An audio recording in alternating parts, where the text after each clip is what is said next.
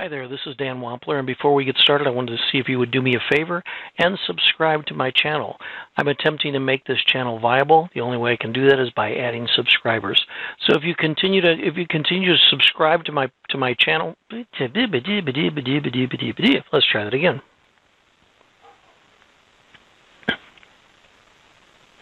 Hi, it's Dan Wampler, and before we get started, I wanted to ask you if you'd do me a favor and subscribe to my channel.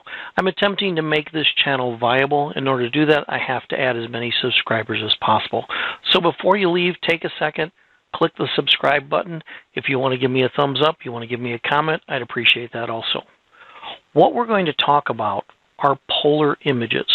Some people refer to them as planets. Some people they call them polar realisms, atypical realisms, whatever you want to call it. Basically what we're going to do is we're going to take a square image, we're going to make it into a circular image, and give it a very surrealistic look.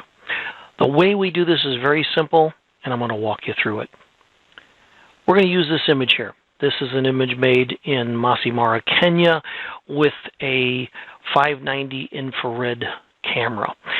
We've taken the raw file, white balanced it, converted it to a JPEG, done a channel swap on the red and blue to have the image you see on the screen. Now, when you go to make a polar image, the thing that becomes very important is the part where your image is going to match up, because that can cause you a little bit of grief. Now, when we look at this image here, the first thing that comes to mind, you got to keep in mind the sides or where the images are going to meet up. We're lighter here than we are here. And we have to be concerned about where this part here is going to meet this part here. The easiest way to handle that is to level this image. And if your image is not level, then you're going to need to make it level.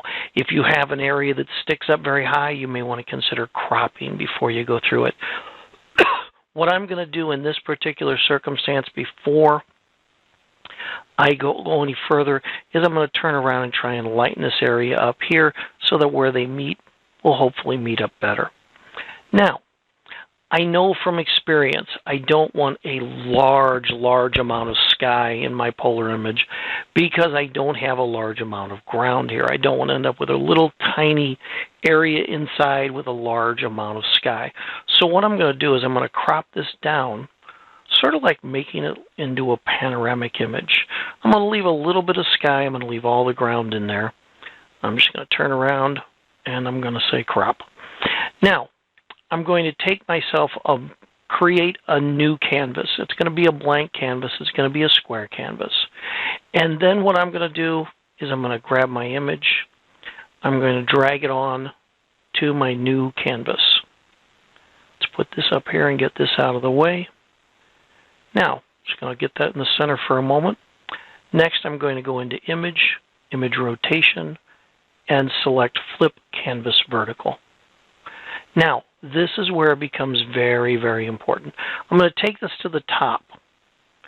But what I've got to do is I've got to make sure that the image I'm looking to make into a polar actually goes outside of this new canvas that I created. So I'm going to click Control-T, and I'm going to drag the image out on the sides. And then I'm going to take the image up on the top. Now, if I don't take the image up on the top, I'll end up with an image that has a hole in the center of it. And you'll see it when we go in to do it. If it's there, you'll just need to go back and make sure you've got it slid up. The next part, very, very simple. I'm going to go to Filter. I'm going to select Distort, and I'm going to pick Polar Coordinates. Polar coordinates are going to automatically default to rectangular to polar, which is what we're looking to do. And I'm going to click OK, and Photoshop's going to do the rest. There we've got our image, so we can look at it. I'm going to turn around and rotate it. And then I'm going to make it a little bit bigger on my canvas. Now, you can immediately see where that line is, where it's lined up. So what I want to do is I want to make that disappear. One of the ways I can do that on the ground is to turn around, grab a spot healing brush, and just drag it across that line. It'll tend to make that line disappear. With the sky, you can try a spot healing brush. Sometimes it works, sometimes it doesn't. We're going to have to go with a big one in this case. we're going to try 900, and I'm just going to go along here real quick and see what it does to it. I don't have expectations of it doing what I want, but we're going to try it anyway.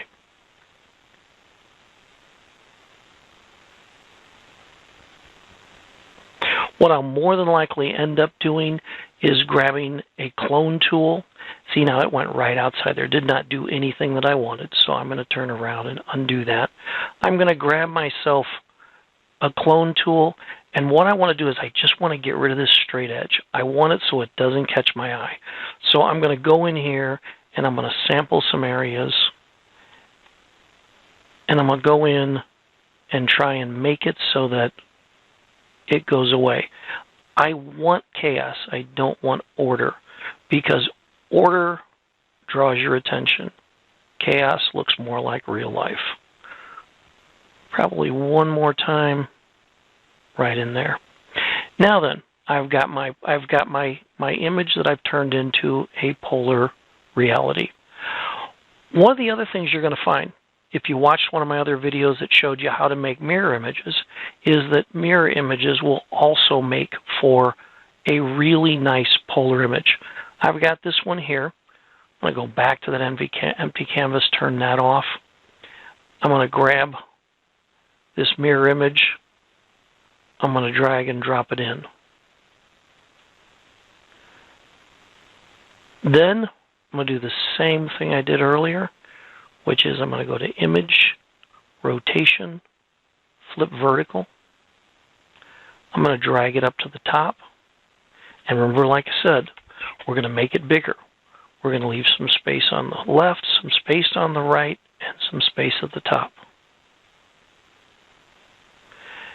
And then all we're going to do is go into Distort, Polar Coordinates, excuse me, and click OK. Now we've got our image. I'm going to bring it to the top so we can see it. And we're going to make it a little bit larger. Now, if you want to finish that image up, make something that looks a little snazzy, simply go into Layer, Layer Style, and select Drop Shadow. Now with your drop shadow, you want it to kind of go all the way around it, just so it's kind of like an afterthought. Nothing too big, just so it gives it more of a 3D sort of feel. You can also try Bevel and Emboss, which will fit around the edges and make the edge look a little bit sharper. I have occasionally used Contour. Contour works better with a darker image than it does with a lighter image. With a lighter image, you can actually see the see the contour, which is kind of an unpleasant looking sort of thing. You click OK. That's all there is to making a polar image, making a polar realism, an atypical realism, or a planet. What you're going to learn, not every image works well, and a lot of times you're not going to know until you try it. But this is a great way to take an existing image that you've got and repurpose it into a new type of art. So take a look at it, give it a try. You may find you've got some gold hidden in stuff you shot a year or 2 years ago. That's it. I hope that helped. I hope you enjoy it. Thank you for watching the video. And like I said before, do me a favor and subscribe to my channel. Thanks.